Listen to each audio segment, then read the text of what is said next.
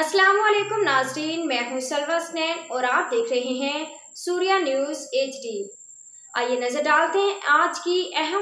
Quetta पीरजान Bloch Ismail सागर chairman नौदान कौमी इत्तेहाद ने कहा है कि तालबंदेन शहर इस शदीद गर्मी में इस वक्त करबला का मंजर पेश करा है। बच्चे बूढ़े खवातीन हाथों में बाल्टी और रेड़ी लिए हुए गली गली कूचा कूचा पानी की तलाश में सरगर्दाम भटक रहे हैं और हमारे जाली नुमाइंदे अपने अवाम और इलाके से बेखबर कहीं दूर अपनी अपनी फैमिली समेत इस्लामाबाद और क्वेटा के ठंडे मौसम को एंजॉय कर रहे हैं और अवाम इस शदीद गर्मी और प्यास की वजह से तड़पते हुए आसमान की तरफ देखकर उनको बद्दुआएं दे रहे हैं। मुश्किल घड़ी में इस वक्त अवाम का ना कोई नुमाइंदा नजर आ रहा और ना ही कोई लीडर जो सामने आकर उनको तसल्ली के लिए दो अल्फाज चाहे झूठे ही सही बोल सके।